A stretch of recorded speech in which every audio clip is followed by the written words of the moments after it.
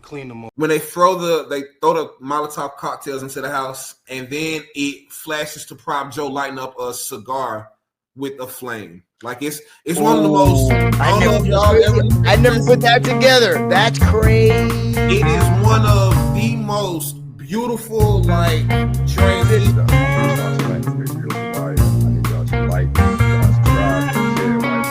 Wiretapped Truths. I can't even sound like the Charlemagne God thing. Godspeed to all y'all for the rest of the show. Make sure everybody like, subscribe, and share, and all that. Man, we need to keep Wire alive, man. Keep it alive. Please like, subscribe, and share Wiretapped Truths. So please subscribe, share. Like, share, subscribe, retweet, whatever you got to do. Get this platform out there. Wiretapped Truths. For the Instagram pages. So my people can go ahead and look at it and like. Please like, share, and subscribe to Wiretapped Truths. That's it. Thank you. Welcome to Wiretapped Truths. My name is Jesse Perez, here with Mr. Wiretapped Truths Leland, the resident comedian Jack Simmons. What's up? Today we got a special episode. We got a character analysis episode. I know Leland's been wanting to do this for a while, so for sure. I was like, he's been saying Bodie, and we've been talking about it. So I was like, let's knock it out the park and let Leland take the lead. But before we get into all that, I know Jack wants to send a special rest in peace to his uncle Ted Turner. Uncle Ted. And also, before I get to that, I feel like I might just be the only one that notices, but in case you're wondering why my eye looks all puffed up, I got this getting bad allergic reactions recently, so hopefully that fucking ends soon. Shout out to Claritin D. Claritin D definitely works. I had to bring over one of those special cards to get it though, because people use it to make crystal meth. So you can't just buy it. You have to get it over the counter. I thought that was Sudafed. So Ted Turner. What's that? I thought that was Sudafed. I didn't know people use Claritin to make. Yeah. The Walter White special. I think it's made from the same chemicals. I think it might be. So yeah, it's probably. You have to go behind there. But so anyway, that's why I have all this meth in my house. No, Ted Turner. I was talking. I just mentioned a Leland because you live in Atlanta, and Ted Turner is one of the most influential Atlanta people. He created. He bought the Braves and turned them into the World Series dynasty in the '90s. That Bobby caught, and he. One of the funniest things about him was that he owned the Braves, and in one game he decided to fire the manager and make himself the manager, thinking that he could do that. But then he got in trouble for that because the MLB was like, yeah, you can't just make yourself the manager of the team. But he also made Turner Classic Movies, which preserved all these important pieces of media. He was a big environmentalist. He made Captain Planet, that cartoon from the 90s. Cartoon Network. Captain Planet. He that was a classic for all the millennials. Cartoon Network, CNN, TNT. He married Jane Fonda. He was the last cool rich guy. He was on another level. WCW wrestling. WCW wrestling. He was. Nostalgia. Yeah, man. He was a huge part of our the cultural zeitgeist or whatever you call it. And I like the fact that he was a billionaire who just uses money for all his niche interests. Instead of destroying the world, he was let's make wrestling and baseball and cartoons and fucking let's do it. So rest in peace to Ted Turner. And on with the episode. All righty. And Jesse, you wanted to give an intro for who I'm about to break down and shout out? Preston Bodie Broadus. No. The fan. We're gonna read the fan yeah, appreciation. yeah. All right. Yeah, my bad. Whatchamacallit? So shout out to Lance, man. Lance been giving us feedback. Uh, Jan and Lance are like our two number one fans with the feedback and stuff. We really Yeah. appreciate y'all. And Lance, man, I just want to shout out your attention to Got my dog. detail and for agreeing with me on a lot of your posts. So we got this. You having a Jack McNulty moment right now, huh? Yeah. Yeah, I Lance, am. man. Lance Yeah. just I want just to. want to shout out Louis too. I Hey want to bring. Louis, we love you, Louis. I want to bring Lance on the. Lance, you got to come on one of our fan shows. We just did one with Roy, but get a good feedback on that one when we Roy Yeah, Cool. no, broke down the it's been prequel. going up. It's going up. Mhm. We're getting some really good feedback from it, actually. So yeah, I got some text messages too, like, "Yo, this episode was fire." Yeah, So yeah. No, that was um, we did good with that one, y'all. And you know what, y'all? It was less than an hour too. Like it was, kind of thing. It was it was a good episode. I've been for rewatching it sure. like 2 or Yeah. 3 times since we put it out. It's dope.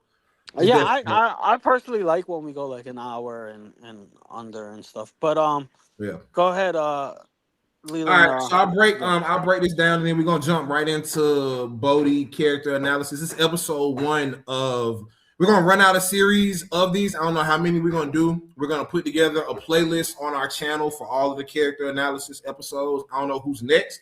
We don't know who we have planned next, but if you all have suggestions to who you want us to break down in this series, please comment. Let us know, give us suggestions, because we don't know who we're gonna pick next. We felt like Bodie was a good one to start with, but I thought Stringer was next already.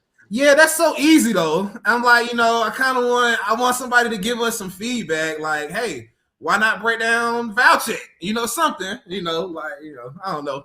I'm just thinking. Because Stringer's obvious, that's an easy. Bodie Stringer, that's an easy 1-2 kind of thing, Man, we'll probably do Stringer next, who knows? But I just want fans It's to give interesting. us Bodie was like a main character, but he wasn't a main character. No, I think he was one of the main characters in the show. But if you notice, the actor J.D. Williams, his name was never in the title credits. Yep. I know that was interesting.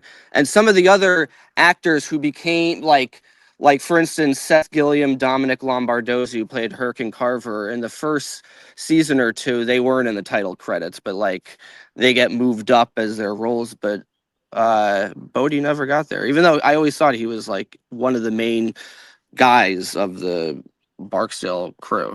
for sure. He gets a big bump in season 4. Is he not in the main credits in season 4?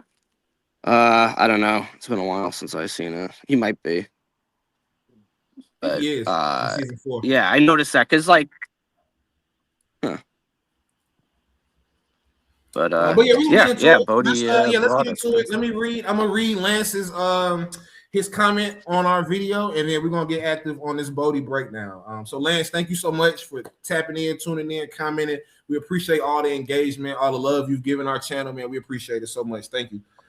So Lance says, you've gotten to one of my favorite seasons. Marlo Stanfield giving one of his soldiers to go ahead to kill Johnny is quite reckless of him. That's right in front of his house. Police could come knocking. I doubt Avon will let any of his soldiers kill somebody right in front of their house. I'm willing to bet Bubbles is the one who offered the guy his and Johnny's pants.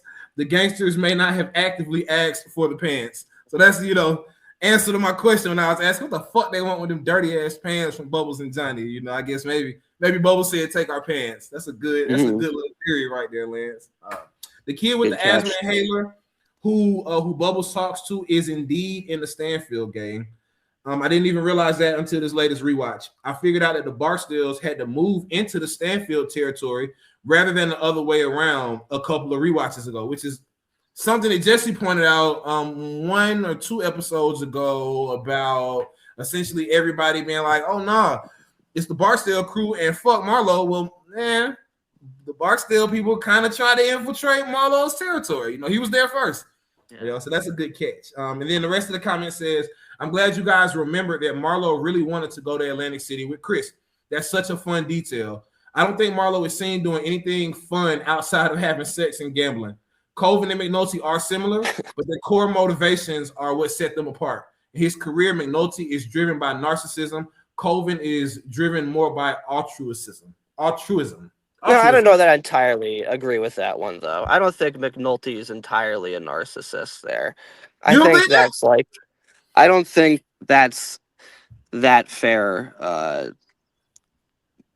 mean, he's a little bit, but I think there's like good motivating factors. Like when he talks about that hole, the mass grave, like I think that he has I don't think he's like truly like I think he has a heart under there. I don't think it's And that's 100% not just because I'm like a narcissistic huge either. I don't think it's 100% Yeah, narcissistic. I wasn't even gonna argue because I know if anything comes up negative with McNulty, I know you'll have something to say. So Right. I was just, But don't you? I mean, like he's not a. I think as a cop, he's letting a it be probably said. 100% narcissistic cop. Was I that don't the know end if of, he's 100% narcissistic person. was If that the that end of makes the any Yeah. sense. was that the end of the comment? Yeah, that's it. That's it. I think so. I agree with that too. That was when we were saying like when we were talking about Bunny and McNulty and Yep, and the parallels. the parallels and yeah, I agree with that comment. Yeah, for sure. But It's dope. Well, All right. So today, thank you let's for do- watching and contributing. Yes. That's I Yes, appreciate Lance, we that. appreciate you. We appreciate all the Keep fans so much. watching. Thank y'all so much. We I'll send appreciate you all the a fruit basket or something. JD Well, JD Williams is indeed in the opening credits for season 4. Oh, okay. All right. So I was off. I quick thought he research. wasn't. That's quick. Cool. Good shit. Okay. Well, let's get into it. So today we are Yeah, I breaking remember that. down Bodie Broadus, one of my favorite characters in The Wire. I think one of the smartest characters from the Barksdale organization. Definitely showed his brains and his love for the game, his commitment to the game, and I think those are some of his core elements. So we'll be breaking down today some of those core elements, what made him a special character, what made him such a fan favorite, and some of our favorite moments from Bodie. So what do y'all think is Bodie's favorite season, or what do y'all think is his best season in terms of his time on The Wire? What do y'all think?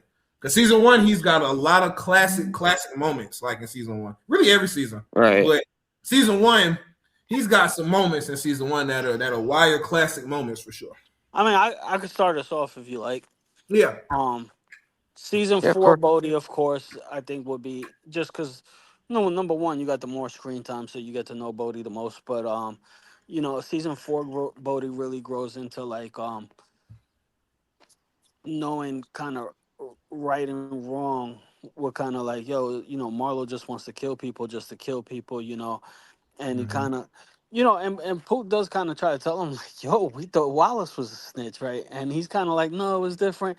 But, this is the growth in him, the conversations with him and McNulty when he's like, we're just those small pieces on the chessboard, which goes back from season 1, what D'Angelo taught him about chess, that they're just pawns. And he realized, like, he got out of that, like, he kind of got out of that mindset of like, I'm gonna make it to the end of the chessboard and be crowned the queen. Like I'm gonna like. He's like, nah, we're just those pawns. That's and, it. Right. And you know what, too, Jesse? The That's a of good that, point out too. In season 1 and probably season 2 for that matter, he wouldn't be caught dead in a fish joint with McNulty, like he was in season 4. Season 1 and season 2, there is no chance of Bodie sitting down with McNulty at a fish joint. Season 4, it really does kind of humanize him, and it kind of shows, like you said, Jesse, he does kind of start to realize, like, damn, this shit is not all it's cracked up to be, man. Like, fuck, goodness. Yeah, that's really his arc, is realizing like the game is unfair, because when he thinks of the chess, the whole thing with the chess, right, is that it's a game, and games have rules, and rules are like, if you do this, this, and this, you can go to the end and then be crowned the queen. So he figured that's his strategy. But then he realizes a guy like Marlo comes along and just throws the entire chessboard on the ground and starts punching you in the face, and you realize there is no fucking game. There is no rules or code. It's just might is right, and whoever has the most guns and the most people win. And he realized like all this shit that he's been taught about like having a code and the gangster's code is all complete bullshit. And that's really his arc, is realizing that it's not, none of this shit is fair, you know. And one of the most haunting shots actually for me is when he finds out in season 4 that little Kev was taken to the vacant, and it's a shot of him. I think you know exactly the shot I'm talking about. He's standing on the curb, and it's from behind him, and it's like it was so sad and so bleak, and he realizes like he's all by himself. He's like, "Fuck! Wait a minute, what?" Like, yeah, that moment right there completely changed his character when they killed Lil Kevin. Like, he completely was just, he didn't know how to think. Like, he wasn't even thinking logically. Like, and just to compare, this is I never thought about this comparison, Jack, until you just mentioned it. So, remember in season 1 when he hit the cop? Yeah, he punched Mahone. Yeah, one of those guys. I always mix up their names too, like the Don Zimmer looking guy. Yeah. He punched him. It was Mahone because Polk is the one that goes to rehab. That's right. Okay. Mahone. When he punched him, and as the audience, you know, we're looking at it like, well, why the fuck did he punch him, kind of thing. But if you think about it, you know, they were raiding the houses, so he kind of sacrificed what he took. He hit them. He hit the cop so that they would stop looking into each house, maybe. I don't know. That was my thought behind why he would strike the cop so suddenly. Interesting. But in season 4, after they kill little Kevin and they're pulling the bodies out of the house and he puts his foot through the police door, I'm like, shit, bro, he is. So you're up in the mind right now. Like, you're agreeing with me, season 4, Bodie is your favorite, Bodie? I think so. Season 2, I love season 2, Bodie, too, because it seems like, and I mentioned this on our channel a few times, it seems like as a 17-year-old, bro, he was just, you know, the hardest fucking 17-year-old I've ever seen. Like, yeah, you know, he was bossing up in season 2 at 17. So I really like that aspect of it. But season 4, love him in season 4, bro. Like, I think that's his most transformative season. Yeah, you know, that's when he has the most to do as a character. That's when his character goes through the most growth and the most change. In season 2 and season 3, he's part of the show, but his role is almost more comedic than anything else. Sure. Because he provides a lot of the comedy relief. I forgot about that from rewatching it. I'm like, he has a lot, especially his interplay with Poot, you know, who's his best friend throughout the show. You know, so a lot of the humor comes from, because he's a very like reasonable guy. I always thought he doesn't come off like a bad, even though he's a, you know, he doesn't come off like a bad person. He comes off like he's very logical a lot of the times, and you know, he's the kind of guy, if you were Stringer, I would say like, you know, this guy has potential to be a real leader, which is what he saw in season 1. And in season 4, y'all, I love his interactions with Michael. Like, the few interactions they have, but the one when Michael is selling for him before he goes back to school, and Bodie catches him in the back alley, and the fiends are trying to overpower Mike, and Mike is like, man, y'all can get the fuck out of my face and not get shit, you know, kind of thing. And Bodie sees him pretty much taking charge, and he's asking him like, you know, man, you can rise to the top, bro. What you want to go to school for? What you want to be? A pay lawyer? Right. Or something. What did he say? He said a pay lawyer, a nurse, or something like that. He said, but I love that scene right there really shows too, like, well, this is all he knows. And so forever, this is all I want to do really is just hustle. Like, I don't have any, you know, I'm sitting here telling you, bro, don't go to school, don't go be a doctor, you know, don't go be a nurse, you know, don't go be a vet or whatever he told Michael. I think that in its core, that's his core element is, okay, I live and die by this game and I take it serious and I live by these rules of this game, you know. And it's so, like you mentioned on the last episode with Roy, Jack, it's really ironic, like certain deaths in The Wire, you know, because Bodie would never snitch, you know. It's not like, even though he was talking to McNulty, it's kind of like he's towing a fine line of, okay, well, I didn't go into court, I didn't give a statement, so technically I didn't snitch, but they did see him, get bailed out by McNulty. So Right. it's like, yeah, I didn't snitch, but I was maybe going to, and I got killed for it, kind of thing. So No, it's true. Yeah, go ahead, Jesse. Is Bodie the only one to get away with talking slick to Chris and Snoop? Remember when he said, "I told little Kevin there to shoot y'all both in the head"?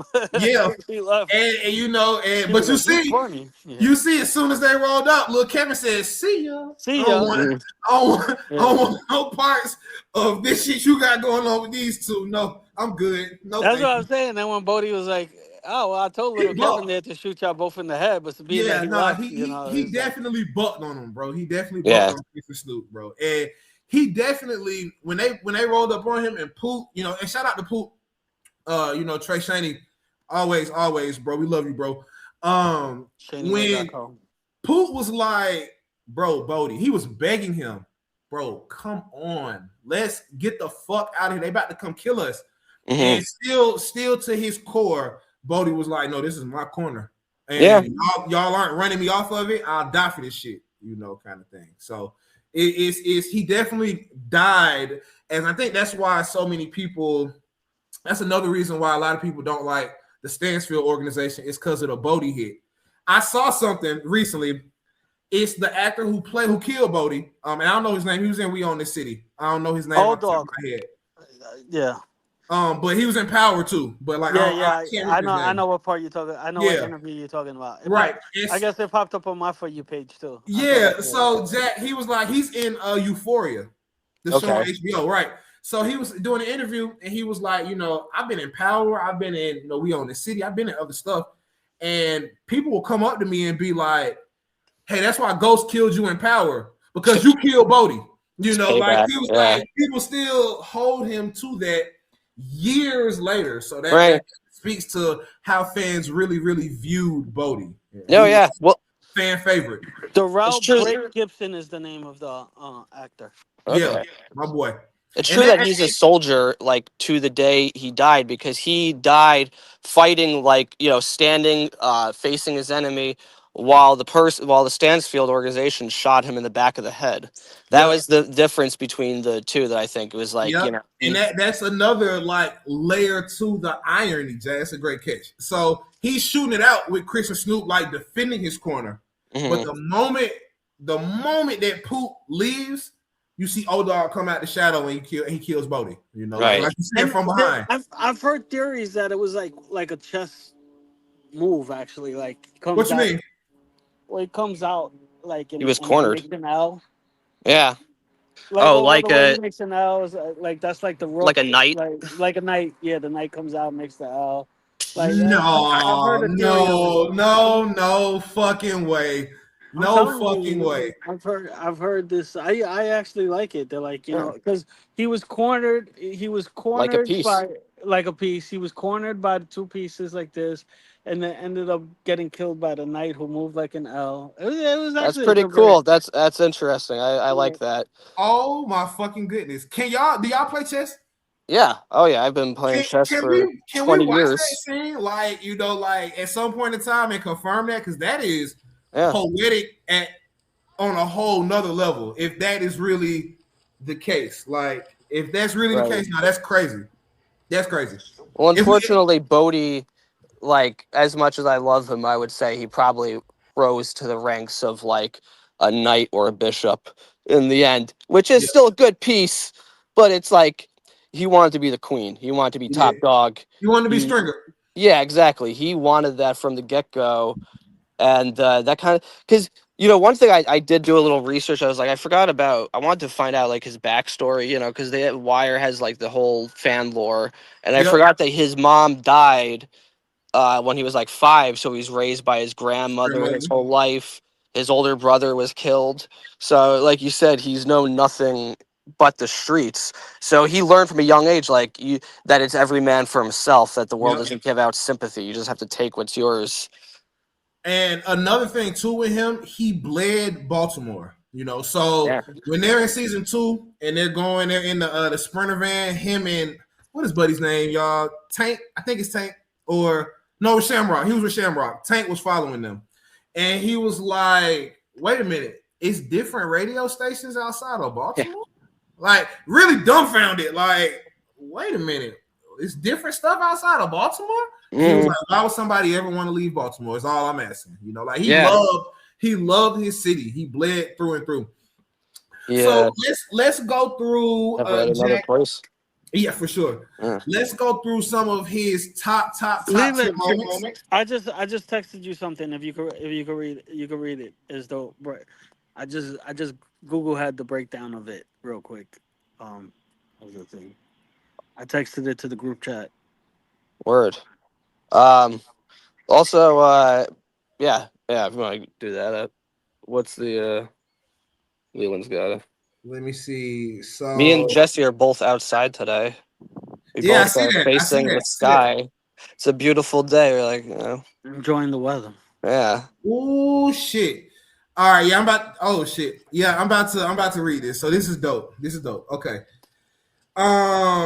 It says Bodie is taken out by moves resembling a chess exchange. Bodie, the pawn, like a pawn, Bodie cannot retreat, standing his ground, and is capped, quote unquote, capped, once he reaches the other side of the board.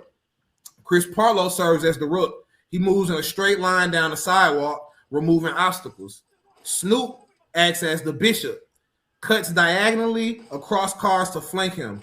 O-Dog acts as the knight, moves in an L shape, emerging from a side alley to strike from behind, mimicking the knight's unexpected jump. That is insane. All right, now hold on. I agree with that for the most part, but he's not a pawn. By season 4, he confirmed he was a pawn in the conversation with McNulty. He said we're just like those small pieces in the chessboard. Yeah, I mean, it's true, I guess. I always thought he kind of moved up, though, because by season 4, he's telling people what to do. I always thought the pawns, to me, were like, the people that he hires, the people that, like, come with him to beat the shit out of people that he's, like, directing. Pawns, they get capped off quick, yo. So he's just another pawn. I guess the difference, though, Jack, if you think about, if you're breaking down from season 1. He was never like a captain or a lieutenant, though. Yeah, he had a corner, but he was never exactly. a captain. That's what I'm about to say. In season 1, when they're breaking down the chess pieces, D'Angelo is giving them the game about chess. Bodie has people working under him already, kind of thing. Right. So he's still kind of like, by season 4 and season 1, I'm not Stringer and I'm not Avon in terms of if you're naming the other characters, kind of thing. Like they didn't really go down the whole chessboard. Like, did D'Angelo give a knight to somebody? Like, did he say this person in our crew is like a knight? I don't know. No. I'm just saying. I always, because in the game of chess, right, knights are like more powerful than pawns, but they're not as powerful as the queen. So I always just thought he had that. Like, I mean, this is very semantical, right? It's like it's all a metaphor anyway. But yeah, I guess that's fair. Now realizing like his role was smaller, I guess you assume his role is higher because he has more screen time. When in reality, it's kind of like Christopher from The Sopranos, where he's like he has no real higher position. He's just one of the main characters on the show. Yeah. That is a spot on clip right there, y'all. That is some poetic breakdown shit right there, y'all. Damn. It actually explains it in the paragraph right after that. I'm about to break this down too. It says this scene mirrors D'Angelo's earlier lesson that pawns get capped quick, emphasizing that no matter how skilled Bodie was, he was ultimately just a piece in a rigged game. Right. Fucking phenomenal. That is a phenomenal. Now that's just like I think a fan theory. Even though that it made Google, I don't know if that was ever confirmed. It's a fun fan theory. It's cool. It's smart. If we ever get David Simon or Ed Burns, we can ask them that. That might be an interesting question. Yeah, if we ever manage to get Ed Burns or David Simon on our channel, Lord willing, if we ever manage to do it, we'll definitely ask them a question like that, for sure. Well, there's a lot of like scenes which could replicate. We could even do a chess breakdown thing because, like, when Stringer gets capped, he literally is cornered by two people who would be like bishops, like really powerful. What? So it's like there's a lot of like moments where it's like, then boom. But I think this one was really like specific. One was, and that's specific. Like the fan theory really ran with this one. It made sense. I'm just saying, if you run with that too, there's a lot of different moments that you can. Let me ask y'all this: do y'all think that there are enough for us to do a full chess piece breakdown and do all the characters to the piece? Is it not enough? Am I reaching, Jesse? Yeah. I'm reaching. All right. Yeah, All right. Possibly, I don't that know. would have to be really thought out. I mean, if it's really thought out properly, I don't know if I could do it. You know what scene I like with I'm just thinking that with Bodie is when he's talking about SpongeBob SquarePants with the younger people, and it's like a very small moment, and he's like, Don't remember little that. Kev is like, the snail goes meow, and he's like, what, the snail goes meow, and I always like that small because it's just like he It's a doesn't consider himself snail. above it all, right? He's just Yeah. like he's just willing to talk shit with people for no like just to hang out, and he's also just like, you guys are crazy, yeah. It was Yeah. also just a very like millennial moment, but yeah, no, I like that about Bodhi that he didn't look at people in the same way that like Marlo looked at people. He wasn't a psychopath. He had, even though he tried to be cold, he Yes. did have That's the a morals. heart. Yeah, I think he tried to. The thing is, he tried to hide his humanity or tried to act like so tough that he's like, because the thing about him was what he hated more than anything was people that were soft, right? That was what he hated about Wallace. He was like, "You're weak. I want to kill you." Now because and so he constantly because he felt like you have to be strong to survive, and he felt like his family was weak, that's why they died. So but like you learn that he has a heart despite all this, like He trying to does. be all macho. The little Kevin shit really fucked him up.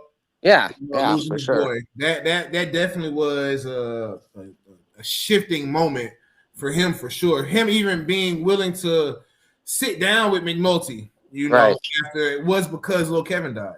He's Well, that was a real moment of like, here we are, like we're kind of in the same position. We're just in opposite sides of the law enforcement, right? yep. Yeah, and but yeah, no. So he like, or when Wallace gets killed, like he does, he wants to act like he doesn't give a shit, but you could tell he's still sad because again, he's only 16 years old. Yep. People always forget that, like he's a fucking child, You know what, too, Jack? I saw something online. I can't remember if it was on one of the groups or if it was on just the internet somewhere. I can't remember. But yo, Bodie was only like 19 or 20 when he died. Like, I mean, Yeah. when you think about it, if you think about the timeline of season 1 all the way to season 4, I don't know exactly how long that's supposed to be. I know Avon said he was in there for 24 months, so at least 2 years. So we know Bodie's at least 18 in season 3, but 18, 19, 20, something like that. That's how old he is when he dies. Right. So Yeah. I always mention the when he lights up when at the Cuddy remembering his brother. And yeah, then, you see him have a moment where it's like, oh shit, my brother? Damn. And then it just hits him too, like James been dead when he asked Been him. dead, bro. Yeah, but like he has like this like I don't know, like a little kid light up, like of like James. My brother. I just thought that facial reaction was so good. And y'all know what too? Y'all know I mention Weebay every chance I can. Like, it's like I would have loved for him to have more scenes. I just love him. Every scene that he's in, it seems to be a worthy scene. I don't know. Like, I just love Weebay. Bodie is the same way. Every time he's on screen, it seems like it's an impactful moment when he's speaking, no matter what it is. Even when Stringer is like, well, why the fuck you ain't looking for Marlo? Why you ain't looking for this motherfucker right here? And Bodie is like, because you call this meeting here. What do you mean? Like, Right. Just it's his scenes, his dialogue, how he speaks in The Wire. Every time he's on screen, it's just top. It's top tier. He's one of the characters that the show wouldn't have been what it was without Bodie. He's part of some of my favorite rewindable moments, like the movie scene with him and Hurt. That's definitely a rewind. I watch that 4 or 5 times anytime I watch the episode. Yeah. And then when he throws the guns into the ship for whatever reason, I don't know why I like rewatching that part too. I like when he thinks he's so clean the guns, and then it just lands on the ship. It's just the way that it drops on that big ass ship. I just like watching that a lot. So Yeah. What do you guys think his hatred for D'Angelo was? Do you think he always thought D'Angelo wasn't fit to lead him? Yeah. I think part of that is that he felt like D'Angelo never earned his spot, that he Yep. was just like given it because he's Avon's nephew. Bodie never had connections like that. His whole family died. So he looked at D'Angelo and was like jealous of him and felt like he was ungrateful and not as tough or as powerful as he claimed to be. That's why. Even before they got active, y'all, in season 1, when they first introduced D'Angelo, Bodie's kind of looking at him like, who the fuck are Well, you?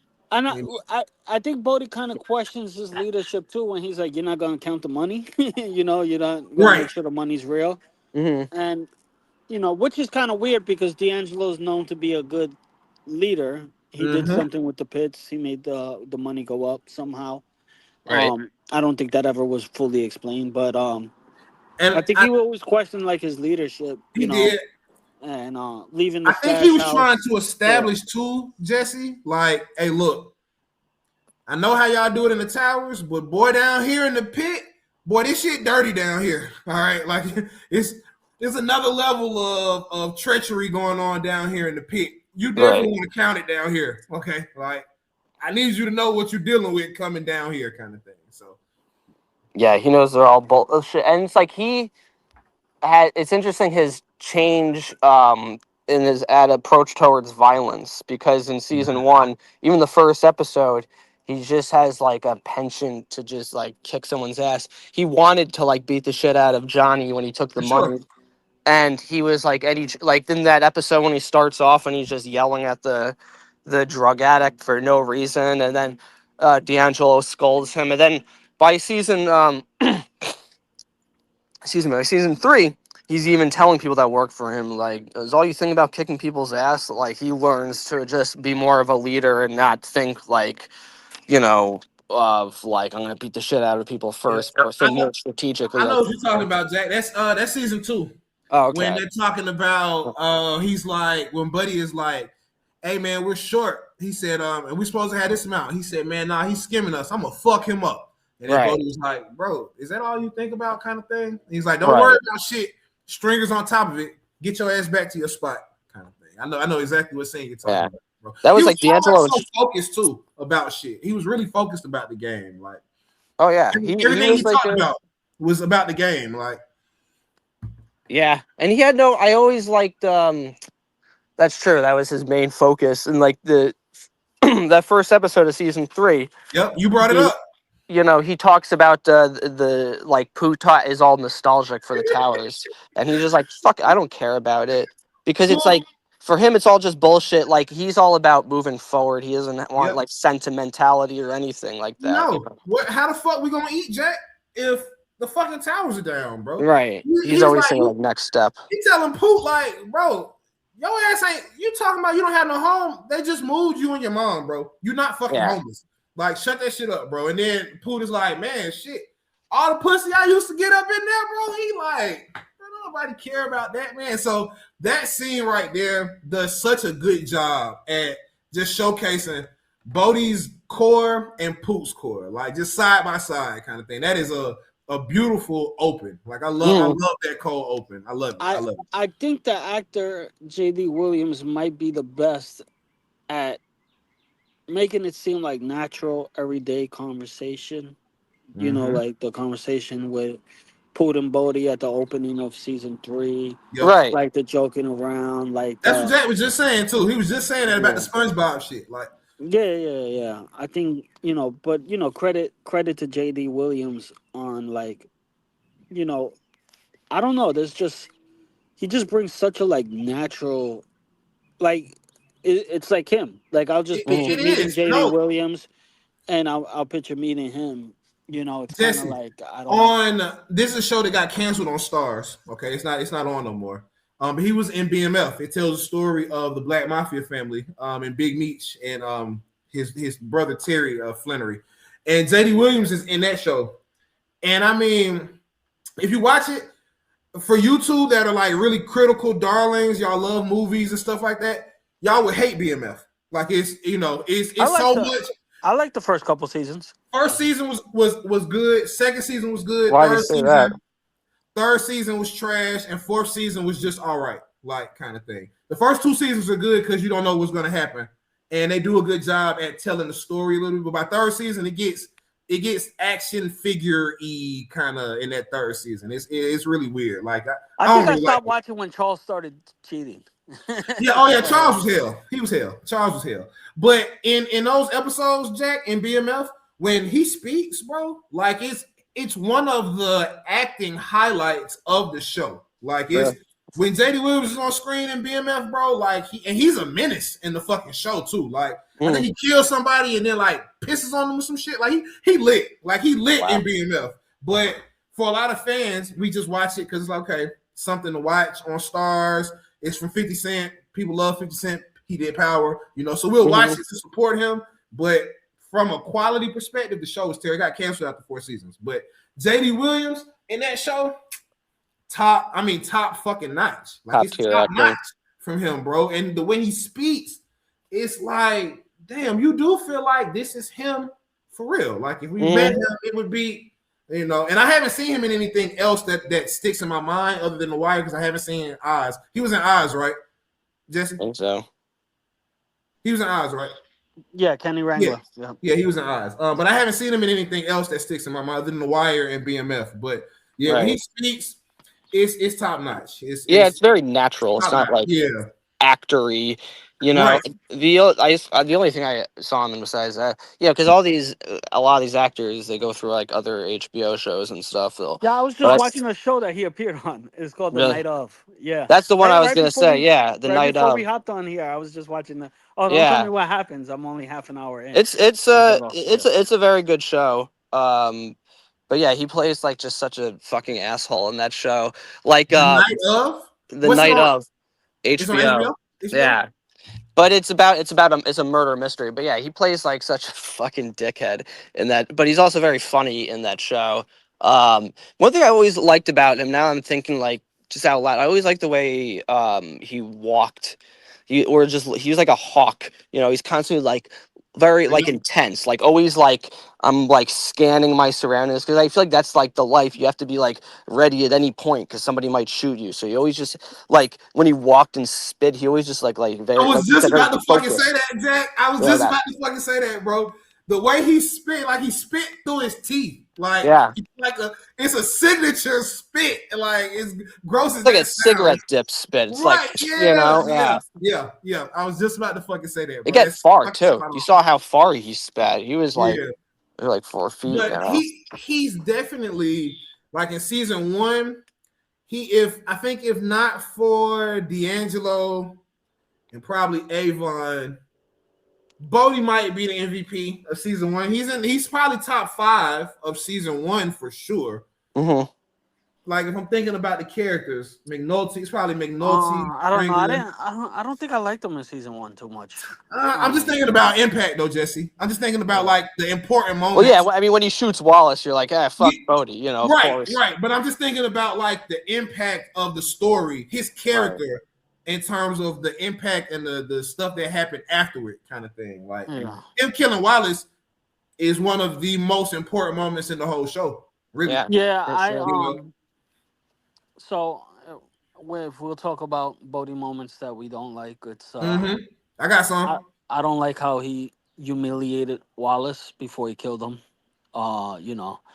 You're supposed to be a grown man, and Poot's like, damn it, shoot him if you're gonna shoot him. It was more heartbreaking for Poot. Right. Like, why are you there embarrassing the dude if you're about to kill him, right? And even like that whole dinner scene of like, why you always talking about your mom? Like, aren't you a man? Like, bro, you're about to kill him in a couple of hours. Just let him, just let him enjoy it. Bro, just let him have his Wendy's in peace, bro. Right. And then I really don't like the fact that his bullet might have killed the kid. That was the one. That was the one. You're out there shooting people. Whether it was his bullet or not, whether it was the other people, you're in the middle of a gunfight recklessly that you caused essentially, right? Facts. I don't think, and if it wasn't, even if it wasn't your bullet, you're still part of that shootout that you created. You essentially created it. And I don't know if y'all have seen in the group. It's a dude in that scene. he's like, he's not even looking at what he's shooting, and he's firing off. His head is turned, and he's shooting, and people are like, that's probably who killed the kid, kind of thing. Mhm. You know? But like you said, Jesse, it's not even about whose bullet it was. It was because of Bodie going to that corner, and Right. you know, they're trying to take over the territory that the kid ended up dying. You know, for sure. Like that's probably my one and only moment where I'm not really. I kind of hated his character for his actions. Everything else, I was kind of team Bodie. Even when he was about to tell McNulty about Marlo, I was kind of like, oh shit, he gonna bring down the Stansfield organization. You know, kind of thing. Like I was thinking, like from that perspective, not necessarily, oh shit, Bodie, you're a rat. I was more so thinking like, oh, he's probably gonna get some revenge for the Barksdale people and maybe bring down the Stansfield organization. Like I kind of was even okay with him chopping it up with McNulty because McNulty wasn't really in that moment. He wasn't really like a murder cop. No, he wasn't on work. He was just trying to have lunch, and then Yeah, he just happened. shit. He just happened to see him there. He's like, "Fuck it, I'll eat with you." You know, You it wasn't know? like he was trying to extract. It just kind of naturally came up in conversation. Like, And I think too, Jack, and that's to go on what we were talking about earlier with McNulty not being such a narcissist, because he definitely got Bodie's case pulled. You know, when he kicked out the police car, that was all McNulty. McNulty he wasn't trying to make him a CI. Like he wasn't even, like we were just talking about, he wasn't even working in a murder squad at that moment. He was just in the Western District with Edie and her kids. Like he wasn't even trying to convert him to be a CI, you know. Like he just saw him as a human being, you know, and that's what I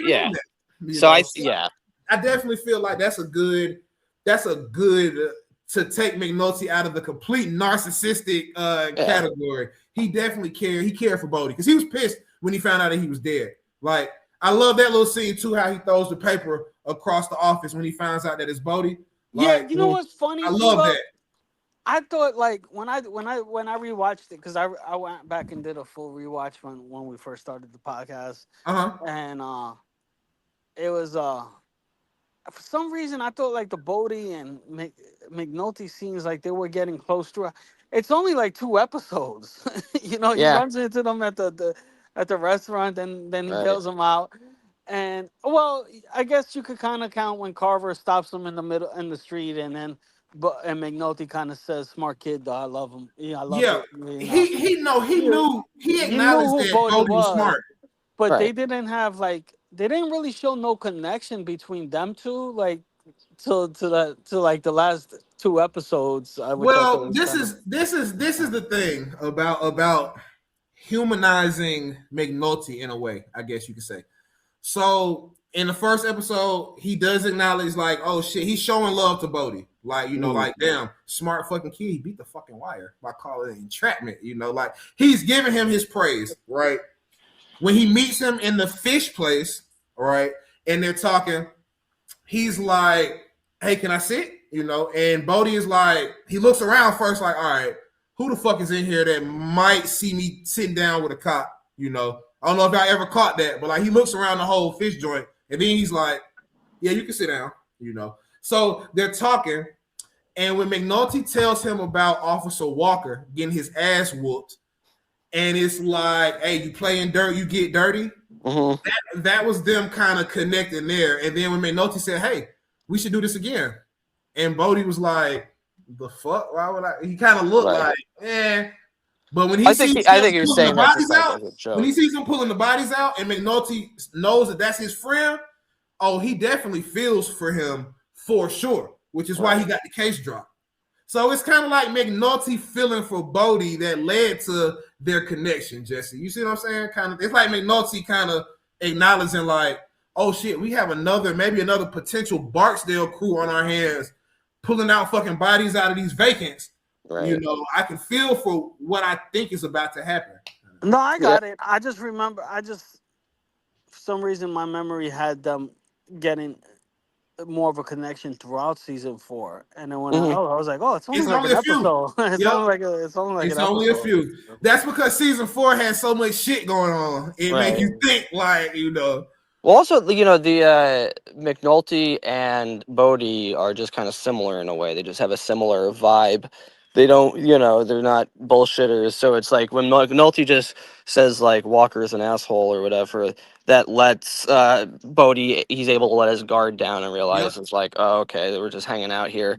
But like, yeah, no, Bodie does show significant growth, and he is like. I always took it as here's this guy who wants to be like really hardened in everything because he feels like the world is a cruel, callous place because that's all he knew from his whole life. And even though there are moments when he lets his real humanity come through, and that's kind of the beauty of the show. And there's even moments when it's just like him, like you said, a lot of the times it's just him hanging out. Like when he's in that party with Cuddy, and it's like a really great shot of him like. And he's like, they're all smoking a blunt together, and he's like, "You still like girls, right?" Like he comes off like a real guy that you. Exactly, a fucking funny comedic moment when they're in that room and they're smoking. And I think it's Bodie that says it. He says something like, "A bitch with one leg named Ilega." It's something he says before the girl comes in, and I probably need to rewatch it. He's trying to do the classic girl named Eileen joke or something. That's what somebody says it in the background. We don't see it, but you hear it if you're listening past the music, and it just sounds funny as hell. Like that's hilarious. It sounds funny as hell. But yeah. So I was gonna ask you all about Bodie. What if Bodie was in season 5? Like what would that have looked like? I'm just thinking like about his character. What if they kept him on for 5 seasons?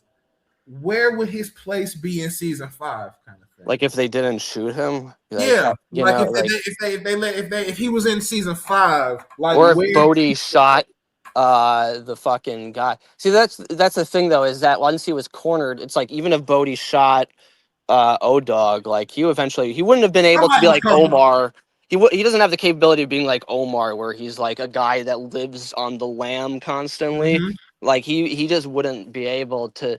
So it would be like to make him survive that, they would have to come to like some kind of deal, or like facts. Bodie would have to make some kind of arrangement with like, I don't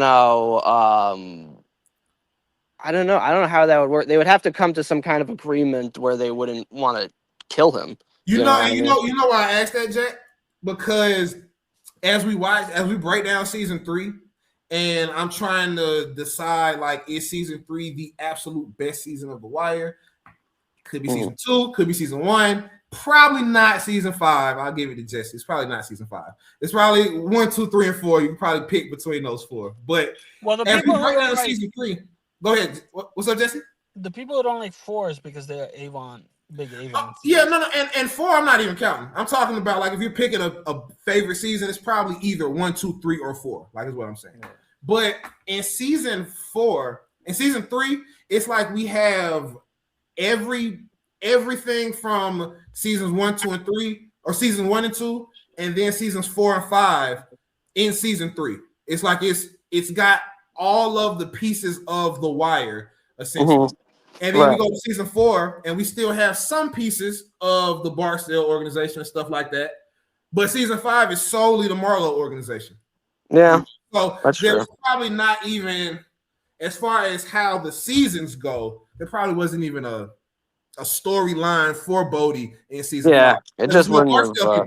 Right, it wouldn't have worked. Yeah. But like that's the thing, is that in that first season, it's like the guys on the couch and the pit boys are Bodie, Wallace, Poot, and D'Angelo. Mm-hmm. And the only one that survives is Poot. And there's that shot of like the couch without any of them, and it just shows like the crime and drugs kind of strip communities of its humanity. And like that's such a shot too of that fucking couch, bro. Like, just by itself, and there's nobody around, and it's just you just hear like the rustling of the wind, and it's all just showing how like this shit just like slowly takes away from communities, and how it's like, you have to basically, the only way to really survive is to just get the fuck out of the game, which is what Poot did. Yeah. And you know what? After having somebody like Poot and Bodie, who are like, that's like your right hand man. And I have a few people in my world that are like that I've known for my whole life, kind of thing. So when your right hand man is gone, kind of thing, it's like, well, no, what the fuck am I still doing here? From Pooh's perspective, you know? Yeah, like, exactly. It's like who do I? Because it's like who can you even hang out with? You know, it's like you don't have any friends anymore. They all said left. when he came home, Jack, he said, "Hey, Bodie, who we working for? You know, like who we working for? You know, kind of thing." So to not have your right hand man, yeah, no, I'm off Like, this. there's no real point to this anymore. It's like fuck that. Yeah. He's defeated. So you know what? I'm glad we're having that conversation, Jack, because to show after Bodie got killed how heartless Poot felt when McNulty rolled up on him, he was like, bro, just arrest me, bro, before you get me killed too. Like he's so soulless in that moment. And then in season 5, we see him working in the shoe store. But that little moment in season 4 when McNulty rolls up on Poot sounds heartless. He sounds soulless because he don't have Bodie. Like, you know what I'm saying? Also, like, friend. I just wanna my last mention, and then I gotta be out, guys. But whatchamacallit? Oh yeah, we're about I want to just say that Bodie, you know, I liked how Bodie always outsmarted the police. You know, the contraption, the gun, the walking away from juvie hall. Like he's always like, and pretending to be a janitor. Yeah.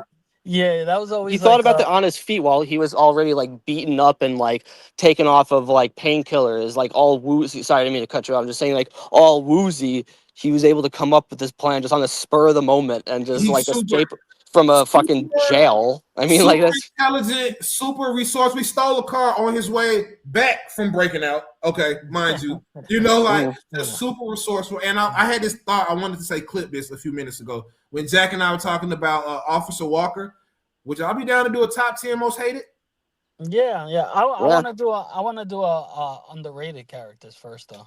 Yeah, underrated and most hated. Yeah, let's talk about that in the group, y'all. Because when you said Walker, Jack, I got pissed off. You know, like I ain't even gonna lie. Like I got pissed off. So he's the worst. Yeah. So man, good episode. Jack, thank you so much, family. Any shows coming up? Where can they book you for comedy stuff? Let them know. Sure, you can book me at my Instagram, comedian Jack Simmons, and for sure. And we got a lot of good stuff coming up. Awesome. We want to shout out our behind-the-scenes support system. Miss Donna Adrian Gibson, we love you. Miss Debbie Young, we love you. Kurt Burke, we love you. Dan DeLuca, the 4th member. Where were you today? You didn't clock in today, my guy. We love you today. We love you too, bro. So we just appreciate everybody that has shown us love, everybody that's coming on this journey. This is the first episode of our character analysis series. We are going to bring you all, I don't know how many of these, but this is going to be a fun ride, you know, for you all to come down and break through some of this stuff that we're going to be breaking down with you all. So we just appreciate it. Please like, share, subscribe, comment, Wiretapped Truths. We will have all of the people that we have interviewed. All of their links will be in the description of this video. So please support the Wire actors that we have interviewed and the ones that we haven't interviewed. Just continue to please support the Wire actors all the time. Let's keep the Wire alive. We appreciate all the love. Again, it's been a wonderful episode. First of many for our character analysis series. And we look forward to seeing you all next time. Have a good one. See you guys.